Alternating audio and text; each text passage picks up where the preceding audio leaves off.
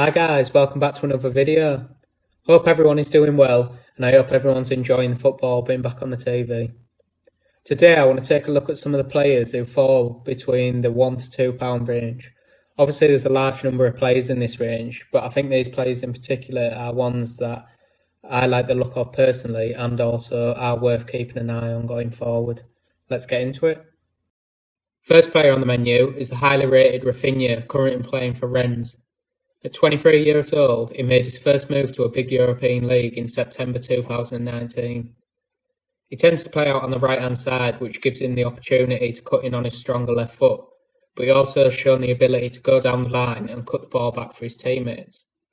With his Brazilian background, he shows his flair and skills by being direct and taking on fullbacks whenever the opportunity arises. He had a relatively slow start in France, which was evident by the fact that he did not score or assist in his first 10 games.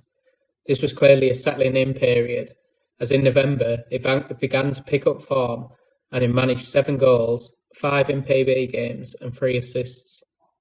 This increase in form is shown in his top 5 PB scores, which all came in the 3 months prior to COVID-19.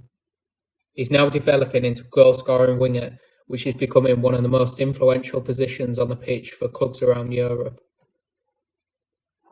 The one concern will be that he's only hit a 200 score once. However, as a young player who has just moved to a new country and a club, this is understandable, and I would expect him to grow in consistency over the next few years. Currently at £1.69, I feel the upside for Rafinha massively outweighs the downside. Rennes are currently challenging for a position in Europe, which means that when the French league returns, Rafinha could become a key to pushing them on and snatching a spot. If they achieve this, the spotlight would well and truly be increased next year, and at 23 years old, he still has the room to develop and grow into a really top-level winger. Next up, we have the Portuguese central midfielder, Ruben Neves. Neves has been a pivotal cog in the Wolves' success over the past 3 to 4 years, operating as a tenacious number 8.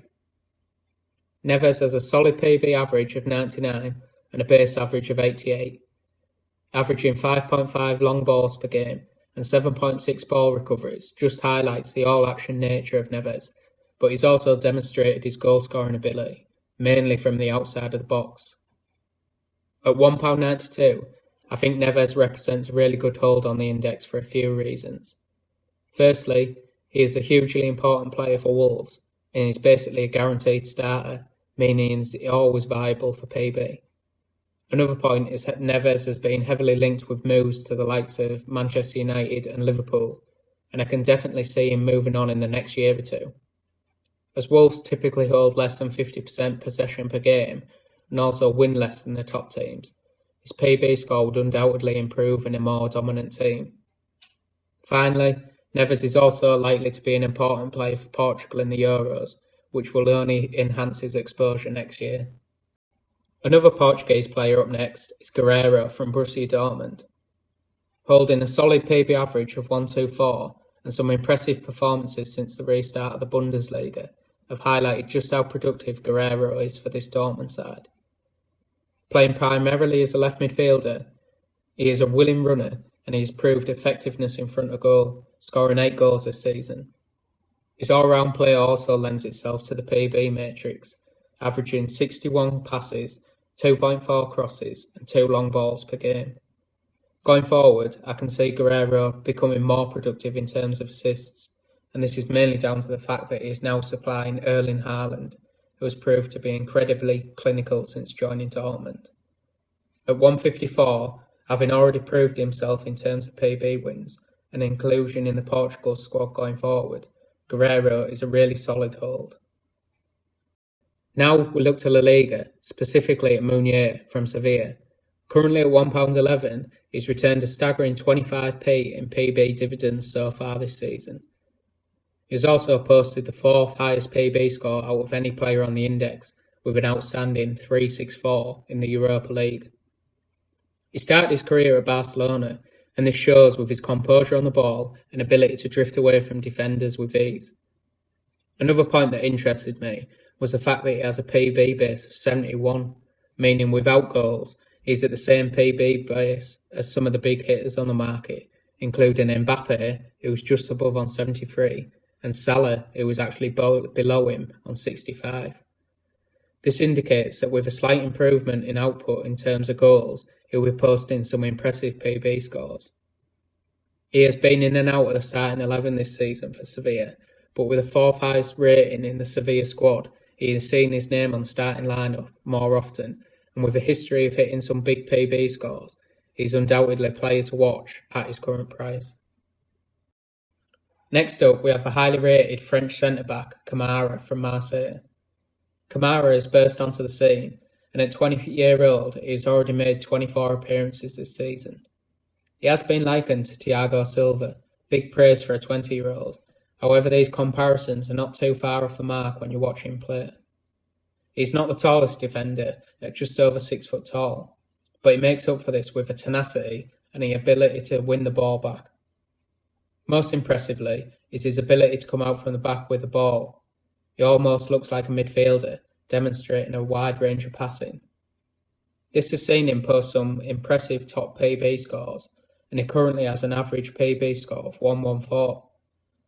Marseille were in financial trouble with FFP issues, but have now got this sorted, meaning Kamara will more than likely stay this year. Despite the links to big clubs such as Chelsea and Man City, I think another year or two with Marseille could see him much needed game experience, and he can continue to develop as a player before ultimately moving on to a bigger side in a few years.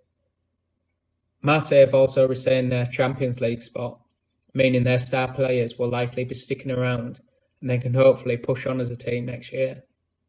On the whole, Kamara is undoubtedly a young player with huge potential. With links to big clubs and a likely place in the France squad in future years, he's a player to keep tabs on going forward. Last but not least, we have Mario Pasalic, who has recently signed a permanent deal with Atalanta after 2 years on loan from Chelsea. He's a typical Croatian midfielder, a powerful and willing runner, but with a strong technical ability on the ball. Atalanta chose to take him permanently, and it's clear to see why. He chipped in with 7 goals and 7 assists, and he's shown himself to be an important part of the team. And after several years out on loan, it looks like he has found a league and a system which suit his style of play down to the ground. In the current team, he operates in central midfield, and as you can see from his stats, he is pivotal in the all-round play, from key passes and long balls to get the team moving forward, to ball recoveries and helping the team out defensively. Atalanta are currently in a Champions League place, and providing they continue in their current form, this should be no problem for them. This will give him another pre-season to really settle in and allow him to become even more consistent going forward, and hopefully more high-scoring PB performances.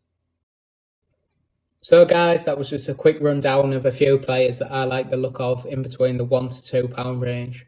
Obviously, like I mentioned, there is a number of players in this range, but these are just a few that I like personally.